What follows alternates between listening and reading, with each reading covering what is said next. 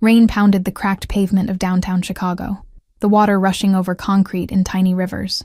Alessandra clutched her daughter's hand tighter, her worn sneakers squelching through puddles as they hurried toward the bus stop. Her shift at the diner had run late again, and 5-year-old Maya was practically sleepwalking beside her. The screeching of tires against wet asphalt pierced the night air, followed by a sickening thud and the sound of metal crumpling. Alessandra instinctively pulled Maya behind a parked car, her heart hammering against her ribs as she peered around to see a black SUV careening into a narrow alleyway, pursued by another vehicle. Silence fell for several heartbeats before a man's pained groan echoed from the darkness. Despite every instinct screaming to walk away, Alessandra found herself moving toward the sound, Maya's small hand still clutched in hers. "Stay behind me, sweetheart," she whispered, her voice trembling with uncertainty. The alley reeked of gasoline and wet garbage, illuminated only by the distant glow of streetlights. Through the gloom, she could make out the crumpled form of a man sprawled beside the damaged SUV, his expensive suit soaked with rain and what appeared to be blood. His leg was bent at an unnatural angle, pinned beneath the vehicle's crushed door. "Please don't hurt me, I can't walk," the man begged, his Italian accent thick with pain as he raised a shaking hand. His face was partially obscured by shadows, but Alessandra could see the fear in his dark eyes as he tried unsuccessfully to free his trapped limb. Maya tugged at her mother's sleeve, her brown eyes wide with concern. "Mommy, the bad man is hurt," she whispered, pointing to the injured stranger. "You always say we should help people who are hurt, even if they're scary." Headlights swept across the entrance to the alley, and the injured man's expression morphed into pure terror. "They're coming back to finish the job," he hissed through clenched teeth, fumbling inside his jacket with trembling fingers. "Take my phone, call the number labeled Franco, tell him where I am." Alessandra hesitated only a second before grabbing the offered phone, pulling Maya deeper into the shadows as the approaching vehicle slowed near the alley entrance.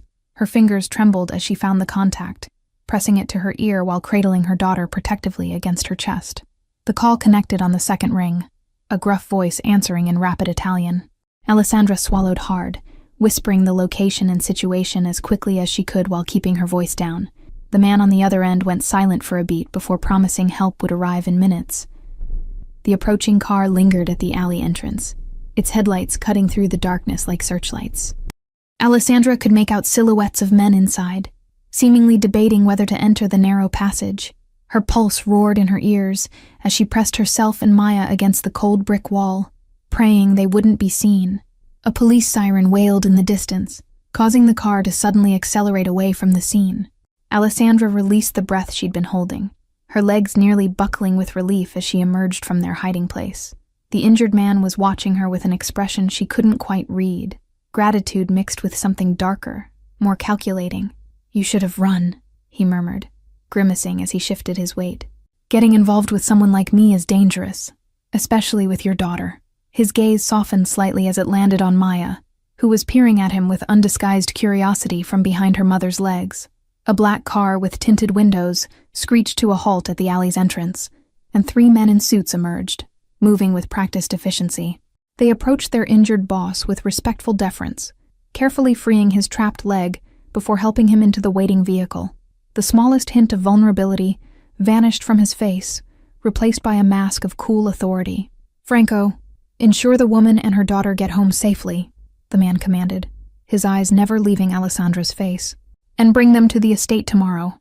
I'd like to properly thank the Good Samaritan who saved Victor Costello's life tonight." His words carried the weight of someone unaccustomed to having his orders questioned. As one of the men approached to escort them to a separate car, Alessandra felt a chill that had nothing to do with the rain. The name Victor Costello echoed in her mind. She'd seen it in newspaper headlines, heard it whispered by nervous customers at the diner. She'd just saved the life of Chicago's most notorious Mafia boss, and somehow she knew her quiet life would never be the same again. The following morning dawned with gray skies and the insistent ringing of Alessandra's phone. Franco's voice was polite but firm as he explained that men had been seen watching her apartment building. "Mr. Costello insists you and your daughter come to his estate immediately for your own protection," he stated, leaving no room for argument. Alessandra's hands shook as she packed a small bag for herself and Maya, her mind racing through limited options. Their apartment was a sanctuary they had built after escaping Maya's abusive father 3 years ago. Leaving it felt like surrendering something precious, something safe. Maya clutched her favorite stuffed rabbit to her chest, as they were escorted to a sleek black car with windows tinted so dark they might as well have been painted. Her wide brown eyes darted nervously between her mother's tense face and the stoic driver who barely acknowledged their existence. The Costello estate sprawled across several acres outside the city, surrounded by an imposing stone wall and security cameras that tracked their car's approach. Wrought iron gates swung open automatically, revealing manicured gardens and a mansion that looked more like a fortress than a home. Victor Costello sat in a wheelchair on the mansion's wide veranda, his injured leg extended before him in a temporary cast. His piercing gaze followed their approach, calculating and intense despite the pallor of pain on his face. "The unlikely heroes arrive," he commented dryly as Franco escorted them up the steps. "I don't want your thanks or your protection," Alessandra stated firmly, gripping Maya's hand tighter.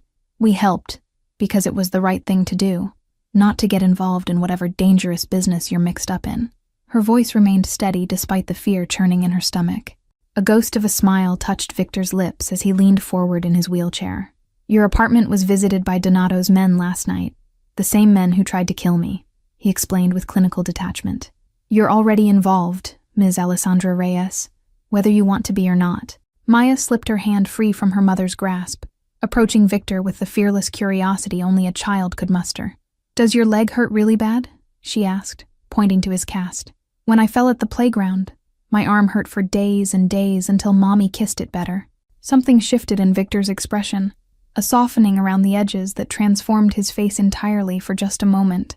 "It does hurt," he admitted quietly, as if sharing a secret only with the little girl. "But I'm afraid your mother's kisses probably wouldn't help me much." A woman appeared silently in the doorway, introducing herself as Mrs. Davenport, the housekeeper. "I have prepared rooms for you both in the East Wing," she explained, her British accent crisp and efficient. "The grounds are completely secure, but I must insist you don't wander beyond them without an escort." As they followed Mrs. Davenport through marble hallways adorned with priceless artwork, Alessandra couldn't shake the feeling of being trapped in a gilded cage. Every window they passed revealed armed men patrolling the grounds. Every doorway seemed to hide watchful eyes monitoring their movements. Their rooms were adjoining suites of understated luxury, rich fabrics and soothing colors, furniture that probably cost more than Alessandra's yearly salary at the diner. Maya immediately ran to the window seat overlooking a garden filled with late-blooming roses and a small ornamental pond. "How long do we have to stay here?" Alessandra asked Mrs. Davenport quietly, careful that Maya couldn't overhear. The older woman's expression remained professionally neutral, but something like sympathy flickered briefly in her eyes before she turned toward the door. "Mr. Costello rarely allows outsiders into his home," she replied, her hand resting on the doorknob. "The fact that you're here at all rather than in a safe house suggests he sees something special in you, though whether that's a blessing or a curse remains to be seen." With those cryptic words, she slipped from the room, leaving Alessandra alone with her thoughts. Later that evening, as Maya slept peacefully in the adjoining room, Alessandra stood before the window watching raindrops trace patterns on the glass. She startled at the soft knock on the door, turning to find Victor himself in the doorway, maneuvering his wheelchair with practiced ease. "I couldn't sleep," he admitted, dark circles beneath his eyes testifying to the truth of his words. Pain medication never works quite as well as they promise. There was something almost vulnerable about him in that moment, the fearsome Mafia boss replaced by a man fighting against physical weakness. Alessandra hesitated before inviting Victor inside, her instincts warring with unexpected compassion. She wheeled him toward the sitting area, noticing how he winced with each small bump despite his attempts to mask the pain. His presence filled the room with an intensity that made the spacious suite feel suddenly smaller. "Why were those men trying to kill you?" she asked directly, settling into the chair across from him. "I need to know what danger I've placed Maya in by helping you." Her eyes never left his face, searching for any hint of deception in his carefully controlled expression. Victor's fingers tapped against the armrest of his wheelchair, his jaw tightening momentarily. "The Donato family and I have a complicated history," he began, his voice dropping to a near whisper. 6 months ago, they orchestrated an attack that killed my younger brother and left me unable to walk. The revelation hung in the air between them, heavy with unspoken grief. The doctors said I might regain some mobility with intensive therapy, but the damage to my spine was severe, he continued, a flash of raw vulnerability crossing his features. The attack was meant to weaken our family's position, make us appear vulnerable to our rivals. Alessandra felt an unwelcome pang of sympathy as she recognized the mask he wore. She had crafted a similar one after fleeing Maya's father. "I understand putting on a brave face," she admitted softly. "After I escaped Jason's abuse, I couldn't let anyone see how terrified I was that he'd find us again." Victor's dark eyes sharpened with interest, studying her face with renewed intensity. "Maya's father," he stated rather than asked, his expression darkening when Alessandra nodded. "Where is he now?" The question carried dangerous undertones that made her shiver despite the room's comfortable warmth. "Prison, for now," she replied, wrapping her arms around herself protectively. 3 more months on a battery charge that should have been attempted murder. The bitterness in her voice surprised even her. She thought she'd buried that anger deep enough that it couldn't resurface. A heavy silence settled between them, broken only by the soft ticking of an antique clock and the distant rumble of thunder. 2 damaged people from different worlds, their scars invisible but defining every choice they'd made to survive. Victor's expression softened almost imperceptibly as he watched her. "Your daughter has your courage," he observed, glancing toward the door to Maya's room. "Few adults would approach me without fear, yet she spoke to me as if I were any ordinary man with an injured leg." A ghost of a smile touched his lips, transforming his severe features into something almost handsome. Alessandra felt herself relaxing slightly despite her better judgment. "Maya sees the best in everyone. It terrifies me sometimes," she confessed, tucking a strand of hair behind her ear. "I worry that the world will take advantage of her kindness, that she'll be hurt by people who don't deserve her trust." Victor's hands gripped the wheelchair arms tighter, knuckles whitening momentarily. "I built walls to protect my family's empire, surrounded myself with armed men, and still the Donatos found a way to destroy what I loved most," he said bitterly. "Physical barriers mean nothing when betrayal comes from within." Morning light filtered through the curtains, painting golden patterns across the plush carpet as Alessandra blinked awake in confusion. She didn't remember falling asleep in the armchair, but a cashmere throw had been carefully draped over her. Victor must have covered her before leaving sometime in the night. The following days established an uneasy routine within the Costello mansion. Victor spent mornings with his physical therapist, afternoons in meetings behind closed doors, and evenings increasingly in their company. Maya's innocent chatter seemed to lighten something in him, breaking through layers of practiced coldness. Alessandra discovered the mansion's extensive library, losing herself in volumes of classic literature that had been mere titles in her community college courses. She was absorbed in Austin when Victor's wheelchair appeared silently beside her chair, a folder held carefully in his lap. "I had my people investigate Jason Miller," he stated without preamble, offering the folder with steady hands. "Your ex-husband's sentence has been reduced for good behavior. He'll be released next week, not in 3 months." The words fell between them like stones, shattering the fragile peace she had begun to feel. Alessandra's hands trembled as she took the folder, horror crawling up her spine like ice. Inside were documents detailing Jason's prison record, his upcoming release, and most terrifyingly, a recent letter where he'd written about finding my girls once he was free. The paper crumpled in her white-knuckled grip. "He'll never find you here," Victor stated with quiet certainty, his voice carrying the weight of a vow. "My security team has been briefed. Jason Miller will not set foot on this property." The intensity in his dark eyes sent a different kind of shiver through Alessandra, one she wasn't ready to examine. That night, unable to sleep, she wandered to the mansion's solarium where moonlight streamed through glass walls onto exotic plants. The soft hum of someone speaking drew her attention to Victor, seated in his wheelchair among the shadows, reading aloud from a battered copy of The Little Prince. Maya sat cross-legged beside him, her favorite rabbit clutched to her chest as she listened with rapt attention. "Read the part about the fox again," she requested sleepily, leaning trustingly against the wheel of his chair. "I like when they become friends even though they're different." Victor's voice softened as he turned back pages, the harsh lines of his face gentled by moonlight and the presence of a child who saw only the man, not the fearsome reputation. He read the passage with surprising tenderness, his accent wrapping around Saint-Exupéry's words about taming and forming bonds. Alessandra remained in the doorway, transfixed by the unexpected tableau before her. The notorious Mafia boss crippled by his enemies now reading bedtime stories to her daughter. It was a scene she couldn't have imagined a week ago, yet there was something achingly beautiful about its simplicity. When Maya finally dozed off, Victor carefully lifted her with surprisingly strong arms, wincing slightly at the strain on his healing body. He froze when he spotted Alessandra watching, vulnerability and something like embarrassment flashing across his features before the familiar mask slipped back into place.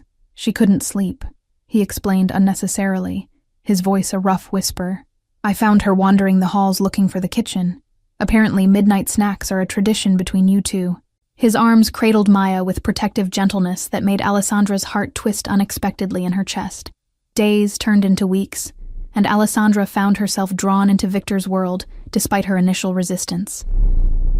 She learned about his family business, the legitimate parts involving real estate and shipping companies, carefully sidestepping questions about the other aspects that occasionally brought men with hard eyes and concealed weapons to late-night meetings. Maya blossomed in the strange new environment, exploring the gardens with Mrs. Davenport and decorating Victor's study with colorful drawings. Most surprising was how Victor encouraged her artistic efforts, proudly displaying a particularly abstract rendering of himself beside his computer, where important associates would inevitably see it. Why did you become this? Alessandra asked one evening as they shared wine on the terrace after Maya had gone to bed. You're educated, intelligent. You could have been anything. The question had lingered for weeks, growing more insistent as she glimpsed the man beneath the dangerous facade. Victor's gaze turned distant, focused on something beyond the carefully manicured gardens. My father built this empire from nothing after immigrating with empty pockets and big dreams, he replied, swirling the ruby liquid in his glass. Family legacy is a powerful inheritance. It shapes you before you're old enough to choose another path. Alessandra thought of her own childhood, in a series of cramped apartments, her mother working multiple jobs after her father abandoned them. I understand inherited burdens, she said softly, but we still make choices about what to carry forward and what to leave behind. Victor studied her face in the fading light, something unreadable shifting in his expression. Before my injury, I never questioned my path, he admitted, his voice roughened with rare honesty. Now I find myself wondering what legacy I'm truly building, and whether it's one worth the sacrifices it demands. Their conversation was interrupted by Franco appearing silently at the terrace door, his expression grim as he requested a private word with his boss. Victor excused himself with reluctant formality, the warmth of their discussion immediately replaced by the cold efficiency of business as he wheeled himself away. When he returned an hour later, the man who had read bedtime stories and discussed philosophy was gone, replaced by the calculating crime boss with eyes like flint. The Donatos have made another move against one of our warehouses, he stated flatly, his accent thickening with suppressed anger. 3 of my men won't be going home to their families tonight. The mansion's peaceful routine shattered like glass in the days that followed. Armed men patrolled the grounds in increased numbers, their faces grim and watchful. Alessandra kept Maya close, their explorations of the gardens and grounds now limited to areas directly visible from the house. Victor withdrew into strategy meetings that stretched through days and nights, emerging only briefly with dark circles beneath his eyes, and tension radiating from his rigid posture. When Alessandra brought him coffee during one rare break, the gratitude in his weary smile made her heart stutter traitorously. You should leave, he told her bluntly that evening, his voice hollow as he stared out the study window. I can arrange for you and Maya to disappear. New identities, a comfortable life far from Chicago, and the danger I've brought to your door. His reflection in the glass revealed pain that had nothing to do with his physical injuries. Alessandra should have felt relief at the offer of escape, but instead, a strange emptiness opened inside her. Is that what you want? She asked quietly, watching his shoulders stiffen at the question. For us to disappear from your life as suddenly as we entered it? His knuckles whitened on the wheelchair arms as he turned to face her. What I want ceased to matter the day the Donatos took my ability to walk and my brother's life, he replied, bitterness lacing each word. This war will only escalate, and I refuse to add a woman and child to the casualties my family has already suffered. The grandfather clock in the hallway chimed midnight, marking the heavy silence between them.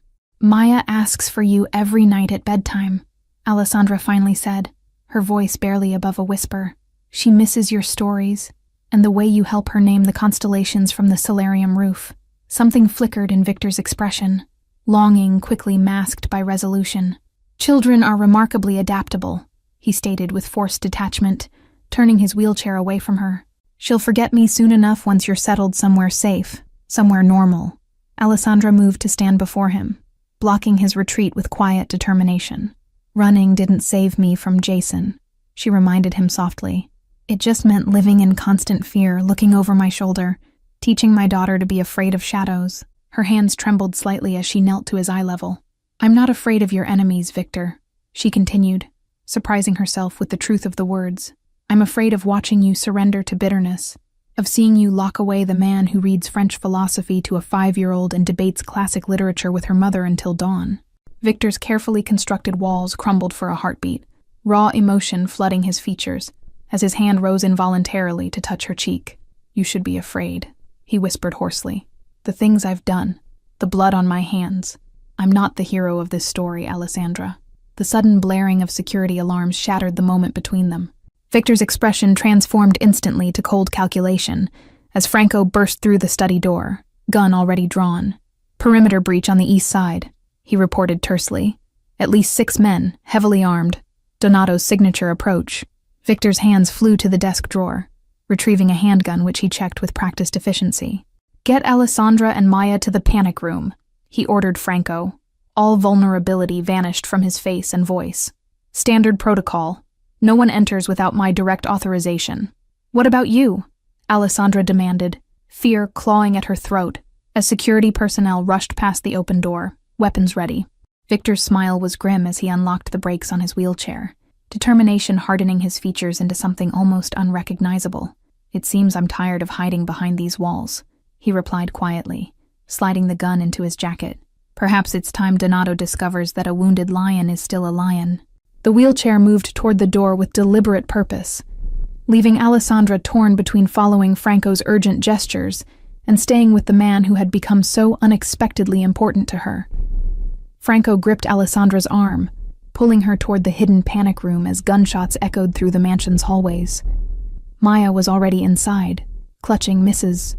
Davenport's hand with wide, frightened eyes that immediately sought her mother's face. The heavy steel door slid shut behind them with a pneumatic hiss, sealing them away from the chaos. "Mommy, what's happening?" Maya whispered, small fingers trembling as they wrapped around Alessandra's. "Are the bad men trying to hurt Mr. Victor again?" Her innocence in this world of violence was like a knife twisting in Alessandra's heart. Security monitors embedded in the walls displayed various areas of the estate. Men in tactical gear exchanging gunfire with Victor's security forces, smoke billowing from the east wing, and most disturbingly, Victor himself, wheeling purposefully through the library toward what appeared to be the main confrontation.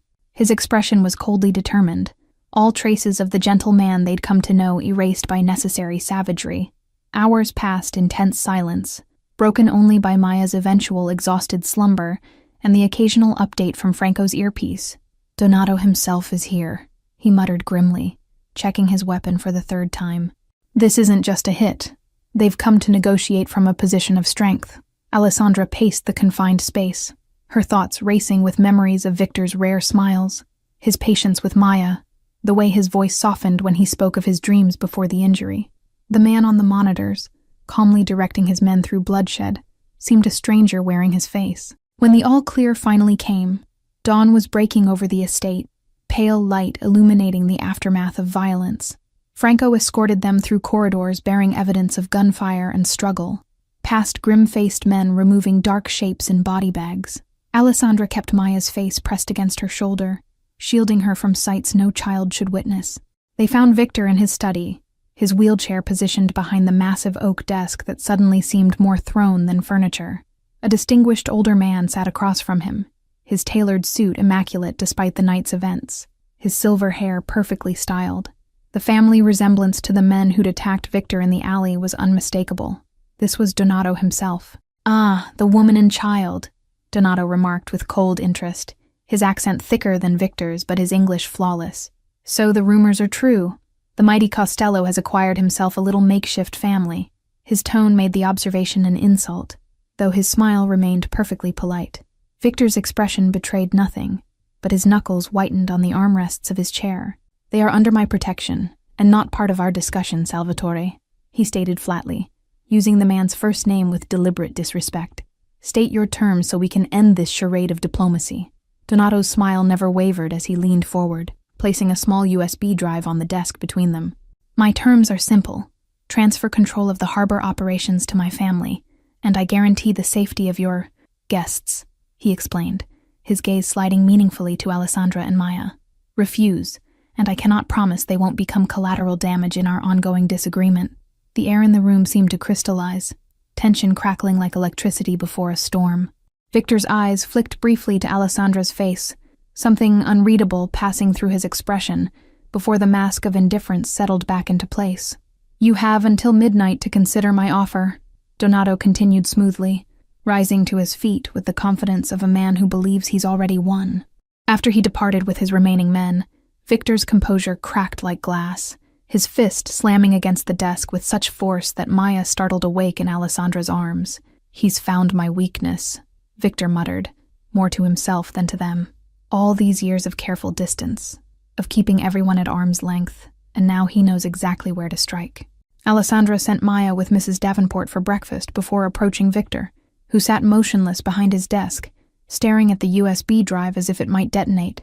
"The harbor operations, what would losing them mean?" she asked quietly, perching on the edge of the desk beside his wheelchair. "Financial setback, loss of strategic position, weakened standing among the other families," he replied mechanically, his voice devoid of emotion. "But he doesn't truly want the harbor. He wants to prove he can make me kneel, force me to surrender something valuable to save something I value more." His eyes lifted to her face with an intensity that made her breath catch. Night fell with no resolution, the mansion eerily quiet after the previous day's violence. Victor had withdrawn completely, locked in meetings with his advisors, while Alessandra tried to maintain normalcy for Maya's sake. As the midnight deadline approached, she tucked her exhausted daughter into bed, then made her way to Victor's study where light still burned beneath the door. Victor sat alone, the room shadowed except for a single desk lamp that cast harsh light across his features. The USB drive lay before him, alongside a glass of amber liquid that appeared untouched. He didn't look up when Alessandra entered, his focus entirely on the small photograph he held between his fingers. A younger version of himself, standing beside a smiling man who shared his eyes and jawline. "My brother Carlo," he explained without being asked, his voice rough with emotion he rarely displayed. "The day he graduated from law school, he was going to be the legitimate face of our family, the one who would eventually lead us away from the old ways." The photograph trembled slightly in his grasp. Alessandra moved to stand behind him, placing a gentle hand on his shoulder. "What are you going to do?" she asked softly, though part of her already knew the answer, had seen it forming in his eyes throughout the day. He would sacrifice his business interests to protect them. The ruthless crime boss would surrender to save a woman and child who had inexplicably become important to him. "I've made arrangements for you and Maya," he replied, carefully setting the photograph aside. "New identities, a house in Seattle, enough money that you'll never need to worry about finances again." His hand reached up to cover hers where it rested on his shoulder, his skin warm against her fingers. A sudden explosion shattered the night, the force of it rattling windows throughout the mansion. Victor's head snapped up, expression shifting instantly to alert calculation. "They're early," he murmured, reaching for the drawer where Alessandra knew he kept his gun. Franco should have... The study door burst open, Franco stumbling through with blood seeping from a wound in his shoulder. "Betrayal," he gasped, collapsing against the doorframe. Someone disabled the perimeter alarms. They're already inside. His eyes met Victor's with desperate urgency. "The panic room! Get there now!" Victor's wheelchair moved with surprising speed as he grabbed Alessandra's wrist, pulling her toward the hidden passage behind the bookshelf. "Maya!" she gasped, trying to turn toward the hallway that led to her daughter's room.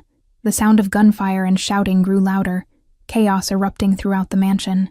"Franco will get her," Victor assured her, his grip unyielding as he pressed the mechanism that revealed the secret corridor.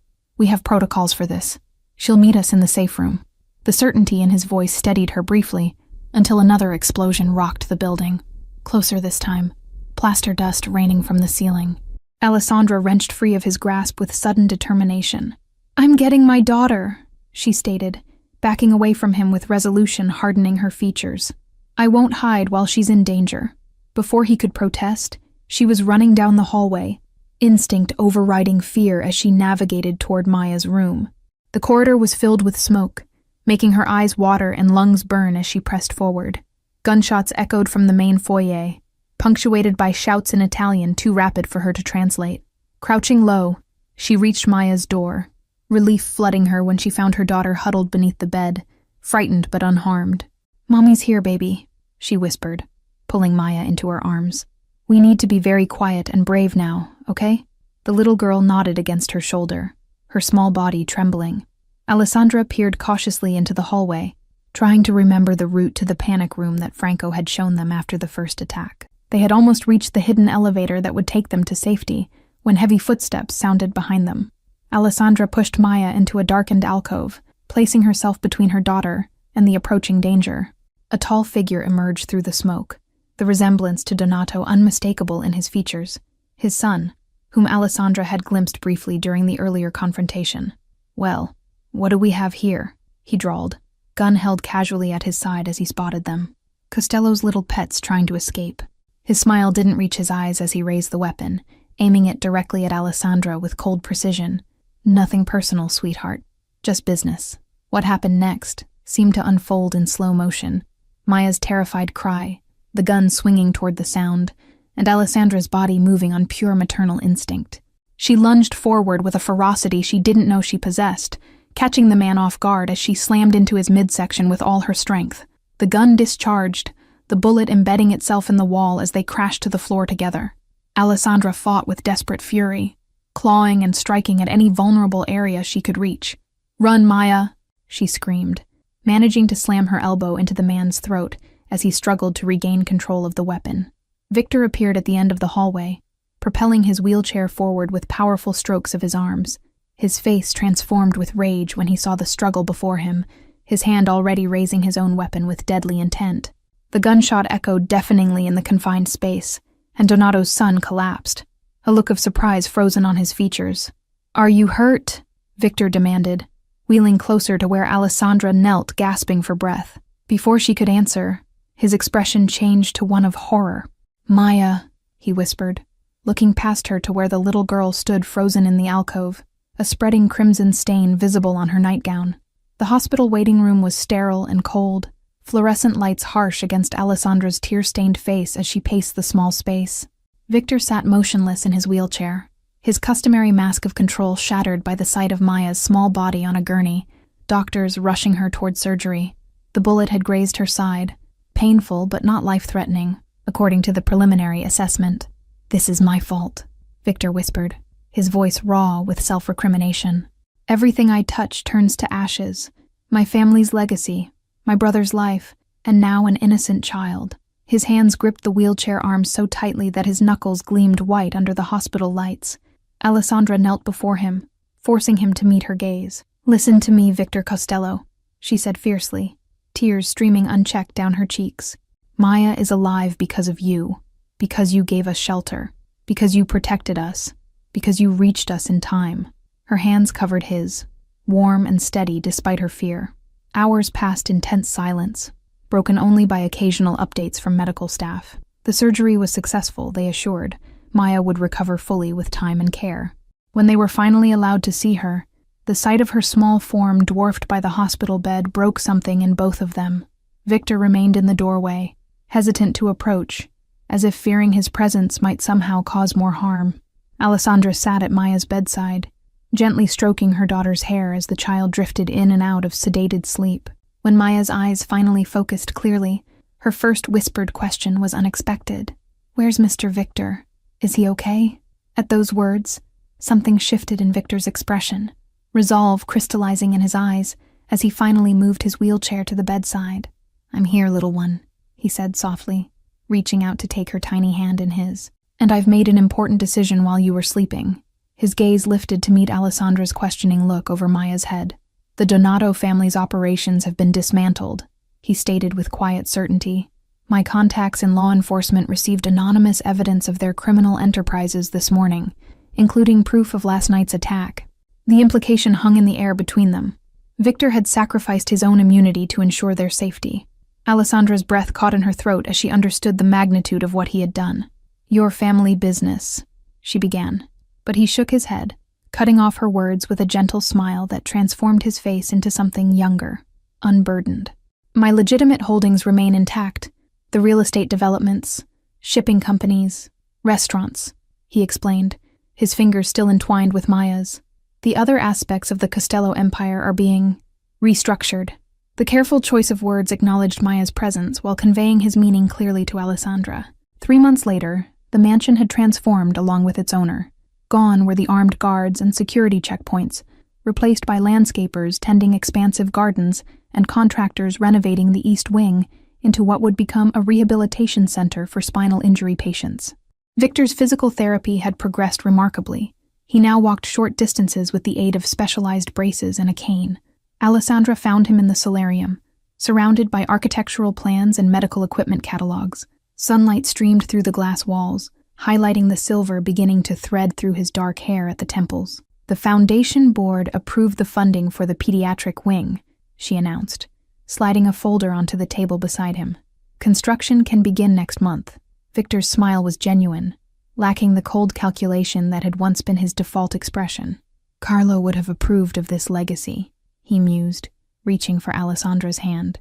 He always said our family name should stand for something beyond fear and power. The gold band on his finger caught the light as his fingers intertwined with hers.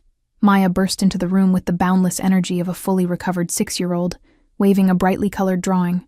"Look what I made for my new room," she exclaimed, presenting her artwork with flourishing pride. The crayon illustration showed 3 stick figures standing before a house: a tall woman with a smile, a smaller girl with curly hair, and a man with a cane, all holding hands beneath a radiant sun. Victor lifted her onto his lap with practiced ease, his strength returning more each day along with his hope for a future he'd once thought impossible. "It's beautiful, little lioness," he murmured, using the nickname that had stuck after nurses commented on Maya's fierce determination during recovery. "Shall we hang it in the family gallery alongside the Renaissance paintings?" As evening fell, they stood together on the mansion's veranda, watching fireflies emerge like floating stars above the gardens. Victor's arm circled Alessandra's waist, his weight partially supported by the cane at his side. "When you found me in that alley, I was a man broken in body and spirit," he said quietly, his voice carrying in the peaceful stillness. "I never imagined that saving me would transform all our lives." Alessandra leaned into his embrace, remembering the frightened woman who had once fled from an abusive relationship with nothing but her daughter and desperate courage. "Sometimes family isn't something you're born into," she replied, watching Maya chase fireflies across the lawn with delighted laughter. "It's something you build one act of kindness at a time." Bye. Thank you all for following this story. If you enjoyed it, please write in the comments where you're watching from, and don't forget to like, subscribe, and share this video, as your support is important for me to continue creating content here.